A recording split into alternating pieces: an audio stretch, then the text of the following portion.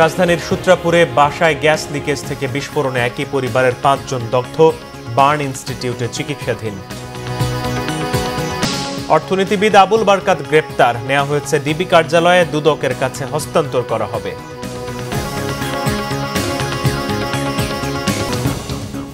দেখছিলেন crown cement সংবাদ শিরোনাম। রাজধানীর সূত্রাপুরে গ্যাস লিকেজ থেকে বিস্ফোরণে মা, বাবা ও ৩ সন্তান দগ্ধ হয়েছেন। তাদেরকে জাতীয় বার্ন ও প্লাস্টিক সার্জারি ইনস্টিটিউটে ভর্তি করা হয়েছে। বৃহস্পতিবার দিবাগত রাত ১:৩০টার দিকে এই দুর্ঘটনা ঘটে। দগ্ধরা হলেন ভ্যান চালক রিপন, তার স্ত্রী চাঁদনি, ছেলে তামিম, রোকন ও ১.৫ বছরের কন্যা শিশু আয়েশা।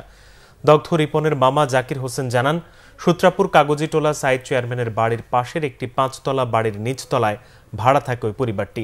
রাতে সবাই ঘুমিয়েছিল, এমন সময় হঠাৎ করে বাসায় বিস্ফোরণ ঘটে। বিস্ফোরণ থেকে আগুনে দগ্ধ হয় তারা। পরবর্তীতে আশপাশের ভাড়াটিয়ারা তাদের উদ্ধার করে হাসপাতালে নিয়ে আসেন। বাসায় গ্যাস লিকেজের কারণে এই বিস্ফোরণ ঘটে থাকতে পারে বলে প্রাথমিকভাবে ধারণা করা হচ্ছে। সবার অবস্থায় আশঙ্কাজনক বলে জানিয়েছেন বার্ন ইনস্টিটিউটের চিকিৎসকরা। জনতা ব্যাংকের সাবেক চেয়ারম্যান অর্থনীতিবিদ ডক্টর আবুল বারকাতকে গ্রেপ্তার করেছে গোয়েন্দা পুলিশ। গতকাল রাত ১১টার দিকে রাজধানীর ধানমন্ডির বাসা থেকে তাকে গ্রেপ্তার করা হয়। পুলিশ বলছে, দুদকের একটি মামলায় তাকে গ্রেপ্তার করে ডিবি হেফাজতে নেওয়া হয়েছে। আজ তাকে দুদকের কাছে হস্তান্তর করার কথা। এর আগে গত ৩রা জুন দুদকের উপপরিচালক নাজমুল হোসাইন বাদী হয়ে বাংলাদেশ ব্যাংকের সাবেক গভর্নর আতিউর রহমান, জনতা ব্যাংকের সাবেক চেয়ারম্যান আবুল বারকাত ও সাবেক পরিচালক জামাল উদ্দিন আহমেদ সহ ২৩ জনের বিরুদ্ধে জনতা ব্যাংকে অ্যাননটেক্সের ঋণ জালিয়াতির একটি মামলা করেন। দুদকের তদন্ত শেষে ২৯৭ কোটি ৩৮ লাখ টাকা আত্মসাতের পেছনে জনতা ব্যাংকের সাবেক চেয়ারম্যান আবুল বারকাতের সহযোগিতার বিষয়টি নিশ্চিত হওয়ার পর জিজ্ঞাসাবাদের সিদ্ধান্ত হয়। এদিকে আবুল বারকাতের গ্রেপ্তারে তার পরিবার উদ্বেগ প্রকাশ করেছে। গ্রেফতারি পরোয়ানা বা ওয়ারেন্ট কিছুই আমরা দেখি না, আমাদের কাছে কোনো কাগজ নাই, আমরা জাস্ট লস্ট। আমরা আপনাদেরকে যা বলবো, আমাদের বলারও কিছু নাই, যে আমরা নিজেরাই জানি না। বাসা থেকে করা হয়েছে, রাত ১১টার দিকে হবে, ১০টা, ধানমন্ডির বাসা থেকে। এবং সে ধানমন্ডির বাসাতেই আছে অভ্যুত্থানের আগে এবং পরে। দমন পীড়নের মাত্রা যখন চূড়ান্ত পর্যায়ে, প্রতিবাদের ভাষা তখন ধরন বদলায়। রাজপথে প্রকাশ্যে বিক্ষোভ তখন দেয়ালে দেয়ালে।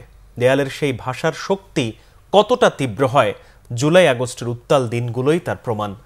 বছর ঘুরতেই দেয়ালগুলো ঝাপসা হলেও ফ্যাসিবাদ বিরোধী প্রতিবাদের এই স্লোগান ইতিহাসের অমোচনীয় দলিল হয়ে থাকবে। মিরাজ হোসেন গাজী রিপোর্ট। আপনার কাছে যদি লড়াইয়ের কোনো হাতিয়ার না থাকে, তবে গ্রাফিতি হয়ে উঠতে পারে একমাত্র অস্ত্র। বিখ্যাত মার্কিন শিল্পী ব্যাংকসির কথাটির প্রতিধ্বনি ছিল জুলাইয়ের সেই দিনগুলিতে। ২৪-এর অভ্যুত্থানে যখন দমন নিপীড়ন সীমা ছাড়িয়ে যায়, তখন দেশের দেয়ালগুলো পরিণত হয় উত্তাল গণ আন্দোলনের উন্মুক্ত ক্যানভাসে। সেদিন ছিল ২৮শে জুলাই। এই দিনেই ঘোষণা হয় গ্রাফিতি কর্মসূচি। কোটা সংস্কার থেকে শেখ হাসিনা সরকারের পদত্যাগ পর্যন্ত কয়েক সপ্তাহের রক্তাক্ত অভ্যুত্থানের ইতিহাসে পরিণত হয় দেয়ালগুলো।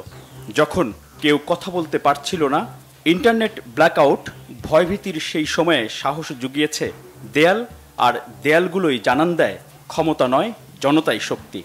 তারা তাদের ক্ষোভটাকে উগরে দিয়েছে গ্রাফিতির মাধ্যমে, যেটা তারা প্রকাশ করতে পারছিল না। এক বছরে হয়তো দেয়ালগুলোর চেহারায় পরিবর্তন এসেছে, কিন্তু প্রতিবাদের সেই ভাষা একটুও দমেনি। ইতিহাসের পাতায় আরও বেশি শক্তিশালী হয়ে ছড়িয়ে যাবে প্রজন্ম থেকে প্রজন্মান্তরে।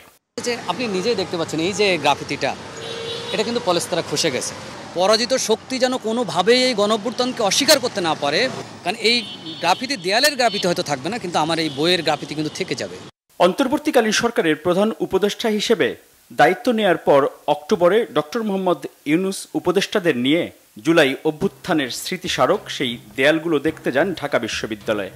তরুণ ও শিশু শিল্পীদের প্রতিবাদী দেয়াল চিত্রের ভাষায় অনুপ্রেরণা খুঁজে পান তিনি।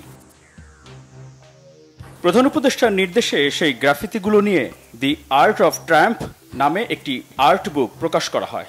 এই গ্রাফিতি বিপ্লবের দলিল হিসেবে গোটা বিশ্বের কাছে এরই মধ্যে স্বীকৃত। গেল সেপ্টেম্বরে জাতিসংঘের ৭৯তম সাধারণ অধিবেশনে নিউ ইয়র্ক সফরের সময়ও ডক্টর মোহাম্মদ ইউনূস কানাডার প্রধানমন্ত্রী সহ বিভিন্ন রাষ্ট্র ও সরকার প্রধানের হাতে আর্ট বুকটির কপি তুলে দেন।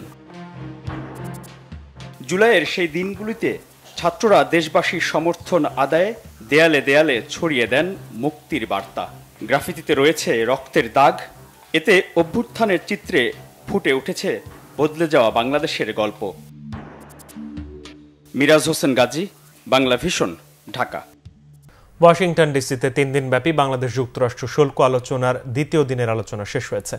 দুদেশের মধ্যে বর্তমান ও ভবিষ্যৎ বাণিজ্যের গতি প্রকৃতি কেমন হবে সেসব বিষয় উপস্থাপন ও যুক্তিতর্ক হয়েছে। এতে বেশ কিছু বিষয়ে দুদেশ মোটামুটিভাবে একমত হয়েছে, কিছু বিষয় অমীমাংসিত রয়ে গেছে। স্থানীয় সময় শুক্রবার সকাল 9টায় তৃতীয় দিনের আলোচনা শুরু হওয়ার কথা। এর আগে মার্কিন বাণিজ্য প্রতিনিধি রাষ্ট্রদূত জেমিসন গ্রেয়ারের সঙ্গে সাক্ষাৎ করেছেন বাণিজ্য উপদেষ্টা শেখ বশির উদ্দিন। বৃহস্পতিবার স্থানীয় সময় বেলা 11টায় দুদেশের বাণিজ্য প্রতিনিধির মধ্যে এই সাক্ষাৎ হয়। দ্বিপক্ষীয় ব্যবসা বাণিজ্য চলমান শুল্ক আলোচনার উপর বিশেষ গুরুত্ব দিয়ে পারস্পরিক স্বার্থ সংশ্লিষ্ট বিষয়ে তারা আলোচনা করেন বলে জানিয়েছে প্রধান উপদেষ্টার প্রেস উইং। দুপক্ষই অভিন্ন সুবিধার জন্য একযোগে কাজ করার প্রতিশ্রুতি পুনর্ব্যক্ত করেছে। এই ছিল এখনকার মতো। পরের সংবাদ সকাল 11টায়। এছাড়া বাংলা ভিশন সংবাদ ও সংবাদ সংশ্লিষ্ট অনুষ্ঠান দেখতে ভিজিট করুন www.bbnews24.com ও facebook.com/banglavisionnews এবং সাবস্ক্রাইব করুন youtube.com/banglavisionnews। ধন্যবাদ।